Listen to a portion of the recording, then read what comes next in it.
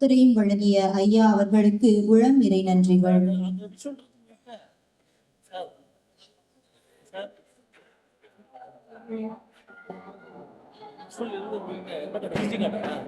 கவிஞர், எழுத்தாளர், பேச்சாளர், பத்திரிகை ஆசிரியர், பதிப்பாசிரியர் என பன்முகம் கொண்டவர், கவிதை உறவு இலக்கிய அமைப்பின் தலைவர் கலைமாமணி ஏர்வாடி ராதாகிருஷ்ணன் ஐயா அவர்களை வாழ்த்துரை வழங்க வருமாறு அன்போடு கேட்டுக்கொள்கிறேன்.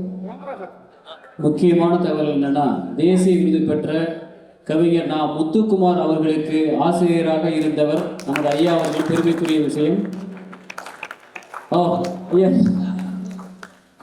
வைரமுத்துக்கும் ஐயாக்கதான் ஆசிரியரா எவ்வளவு பெரிய ஆளுமைகள் நம்ம மேடையில் இருக்கிறாங்க அப்படின்னு பார்த்தீங்க. நம்ம எல்லாருமே வந்து ஆசீர்வதிக்கப்பட்டவர்கள். ஆமாம், எல்லாருமே ஆளுமை பேராளுமையா இருக்கிறாங்க. இவங்கெல்லாம் என்னுடைய நூலை வெளியிட்டாங்கன்றதே பெருமையா இருக்கு. ஸோ ஐயா வந்து ஒரே ஒரு நிமிடம் ஐயா வந்து அவங்க வீட்டுக்கு போனால் அவங்க வீட்டில் ஒரு மெத்தை ஒன்று இருக்கும். அந்த மெத்தையில் வந்து போகிற எழுத்தாளர்களுக்கு வச்சு ஒரு புகைப்படம் எடுப்பாங்க. எடுக்கும்போது ஒரு வார்த்தை சொல்லுவாங்க. இந்த இடத்துல வந்து உட்கார்ந்து எல்லாருமே வந்து பெரிய கவிஞர்களாக இருப்பாங்க அப்படின்னு சொல்லுவாங்க. ஸோ அந்த வாய்ப்புகள்லாம் எனக்குலாம் கிடைக்கப்பட்டு எல்லோருக்கும் அது மாதிரி கிடைக்கணும்னு நினைக்கிறேன். அதில் வந்தவங்க எல்லாமே பெரிய விருது வாங்கினவங்களா இருக்காங்க. ஸோ அந்த ரொம்ப எளிய மனிதராக இருந்து எங்களெல்லாம் வளர்க்கக்கூடிய ஐயா அவர்களே வருக வருகை என வரவேற்று பேச வேண்டிக் கொள்கிறோம். எப்போதோ நான் எழுதிய ஒரு புது கவிதை எனக்கு இப்போது நினைவுக்கு வருகிறது. என்னை அறிமுகப்படுத்தி பேசிய தொகுப்பாளர் அரை மணி நேரம் என்னை பற்றி அறிமுகம் செய்து ஏர்வாடி ராதாகிருஷ்ணன் 5 நிமிடம் பேசுவார் என்று சொன்னார். அதை போல நான் எவ்வளவு நேரம் பேச வேண்டும் என்று நினைத்திருந்தேனோ அதை விடவும் அதிகமாக என்னை அறிமுகப்படுத்துகிற அன்புக்குரிய ஞானப்பிரகாசம் அவர்கள் என் மீது இருக்கிற அளவு கிடந்த அன்பின் காரணமாக சொல்லி மகிழ்ந்திருக்கிறார்கள். இருந்தாலும் என்னை நான் மிக சாதாரணனாகவே இருப்பதை விரும்புகிறேன். அதுதான் எனக்கு கம்ஃபர்டபுளாகவும் இருக்கிறேன். ஒரு அற்புதமான நிகழ்ச்சி இது. திறவியந்து செயல் மறந்து வாழ்த்துவதே என்று தமிழனை வாழ்த்துவதை போல பேரறிஞர் அன்பிற்குரிய நண்பர் முத்துசாமி அவர்களுடைய இந்த திறன்வியந்து நான் பாராட்டுகிறேன். ஒரு அடக்கமாக இருக்கிற ஒரு மனிதனும் இத்தனை சாதனைகள் நிகழ்த்த முடியும் என்கிற ஆற்றல் இருந்திருப்பதற்காக நாம் அத்துணையோரும் அவருக்கு ஒரு கரவொலி எழுப்பி பாராட்ட வேண்டும். இந்த நிகழ்ச்சியுடைய ஒரு பெரிய சிறப்பு நான் அவரிடமே சொல்லி மகிழ்ந்தேன். ஒரு அரசியல் கட்சி தலைவரை நீங்கள் அழைத்திருந்தாலோ அல்லது புகழ்வாய்ந்த ஒரு திரைப்பட நட்சத்திரத்தை அழைத்திருந்தாலோ அவர்கள் இவ்வளவு நேரம் காத்திருக்க மாட்டார்கள், நீங்களே நடத்துங்கள் என்று போயிருப்பார்கள். ஆனால் புத்தகங்கள் வாசிக்கப்படுகிற இடத்தில், புத்தகங்கள் நேசிக்கப்படுகிற இடத்தில் புத்தகம் தொடர்பானவர்களை பேச செய்வது என்பதே ஒரு பெரிய துணிச்சலாக நான் கருதுகிறேன். அதற்காக நான் மிகவும் மகிழ்ச்சியடைகிறேன். எழுத வருகிறது சரி, எழுதினால் என்ன வருகிறது என்று எழுத்தாளர்களுடைய கவிஞர்களுடைய துணைவியர் அவர்களை கேட்பது வழக்கம். நான் மிகப்பெரிய கவிஞன், மிக எழுத்தாளன் என்று மனைவியிடம் மார்த்தட்டிக் கொள்கிறவர்களிடம் உனக்கு எழுத வருகிறது எல்லாம் சரி, எழுதினால் என்ன வருகிறது என்று கேட்கிற போது எல்லா கணவன்மார்களும் வெட்கப்படுவார்கள். என்றால் எழுதினால் எதுவும் வராது என்பது எல்லோருக்கும் தெரியும். வரும் என்று நாம் நம்புவோம், ஆனால் வராது.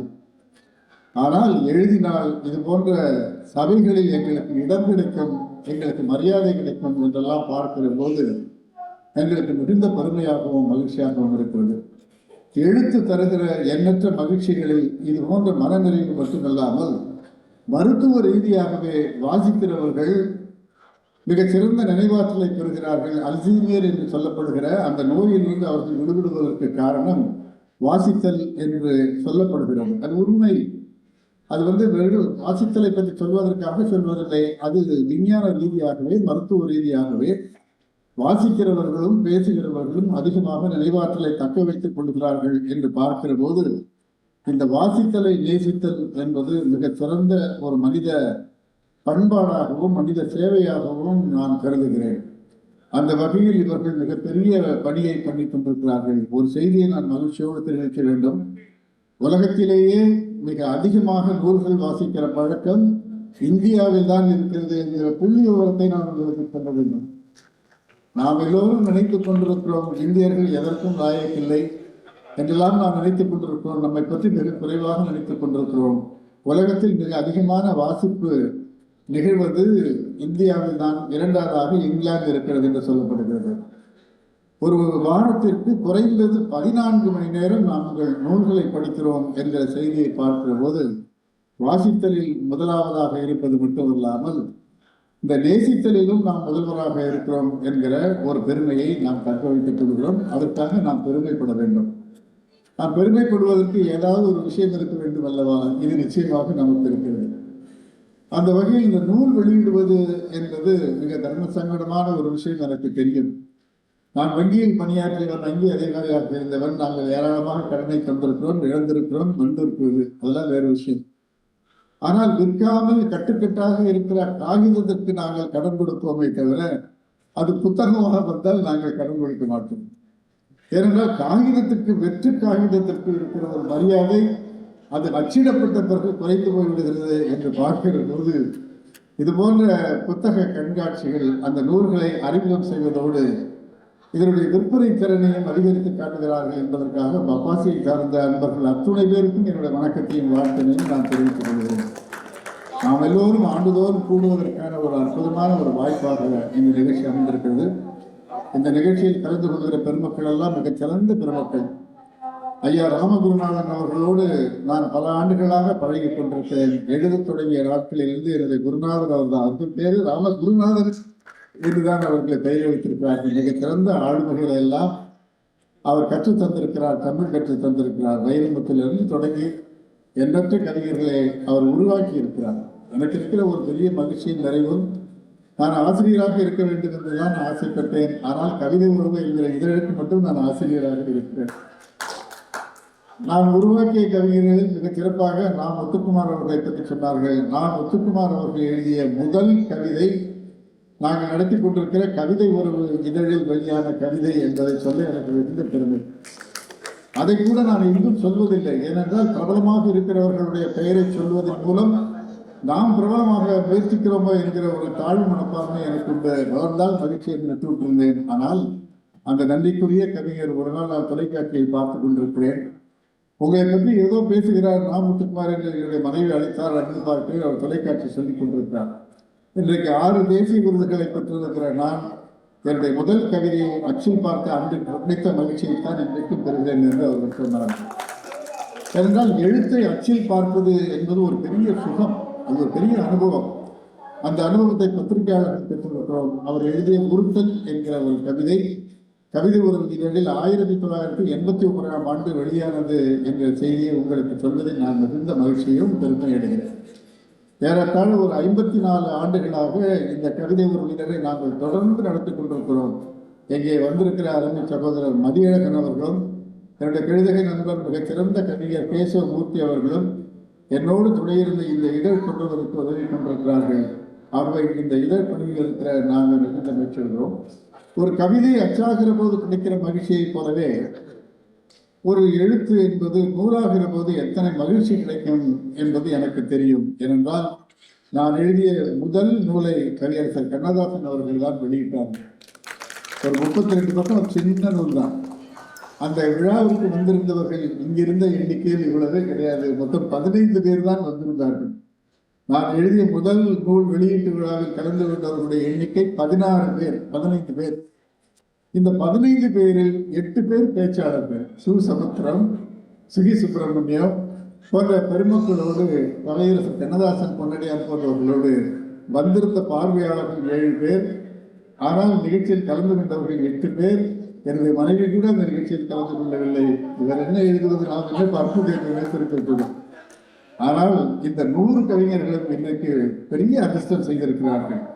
இப்படி ஒரு 500க்கும் அதிகமான அன்பு நெஞ்சங்கள் இங்கே அமர்ந்திருக்க அவர்களுடைய நூல்கள் எல்லாம் இங்கே வெளியிடப்படுகின்றனவே என்கிற மகிழ்ச்சி அவருக்கு இருக்கும்.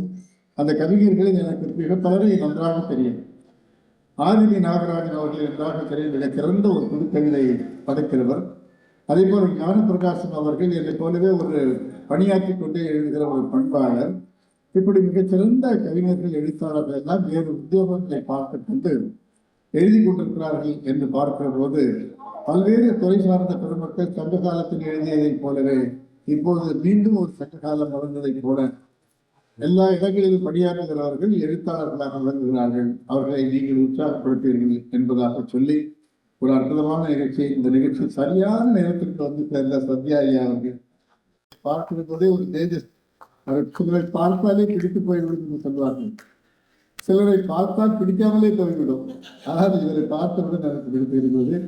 அதே போல எந்த இலக்கிய நிகழ்ச்சியாக இருந்தாலும் அங்கிருக்கிற வேலூரில் வந்திருக்கிற இந்த உலக சாதனையாளர் அங்கிருக்கிற சகோதரி அவர்கள் வந்திருக்கிறார்கள், அருமை ரேகா அவர்கள் வந்திருக்கிறார்கள்.